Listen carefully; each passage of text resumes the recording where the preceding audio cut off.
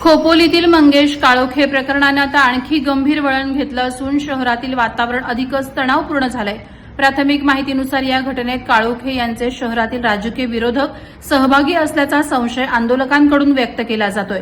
या प्रकरणात राष्ट्रवादीच्या बड्या नेत्यासह 10 जणांवर गुन्हा दाखल करण्यात आल्याची प्राथमिक माहिती समोर येते। यावेळी संतप्त महिला, तरुण आणि स्थानिक नागरिकांनी पोलीस ठाण्यासमोर ठिय्या आंदोलन करत तीव्र घोषणाबाजी केली। आरोपींना तात्काळ ताब्यात घ्या अशी मागणी करत आंदोलकांनी पोलिसांवर कारवाईला जाणीवपूर्वक विलंब केल्याचा आरोप केला।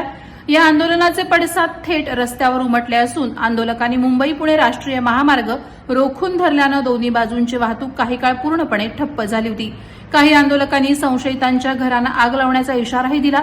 पोलिसांनी तातडीनं पावलं उचलत संशयितांच्या घरांना संरक्षण दिलं। मात्र यावरूनही पोलीस आरोपींच्या बाजूने उभे असल्याचा आरोप आंदोलकांकडून करण्यात आलाय। दरम्यान परिसरातील सीसीटीव्ही फुटेज तपासण्यात येत असून त्यामध्ये राजकीय विरोधकांची काही तरुण मुलं दिसत असल्याचा संशय व्यक्त केला जातोय।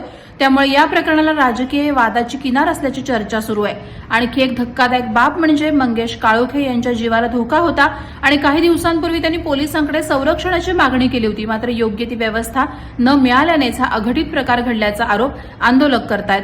सध्या खोपोली शहरात मोठ्या प्रमाणावर पोलीस बंदोबस्त तैनात करण्यात आला असून वरिष्ठ अधिकाऱ्यांचं पथक घटनास्थळी ठाण मांडून आंदोलकांना रस्त्यावरून हटवण्यात पोलिसांना काही प्रमाणात यश आलं असून आता आरोपींना पकडण्याचं मोठं दिव्य पोलिसांसमोर उभं ठाकलं आहे। वादळवारा लाईव्हसाठी न्यूज ब्युरो, खोपोली। नवी मुंबई व रायगड जिल्ह्यातील ताज्या बातम्या आणि घडामोडींसाठी सबस्क्राईब करा वादळवारा लाईव्ह चॅनल आणि दाबा बेल आयकॉन।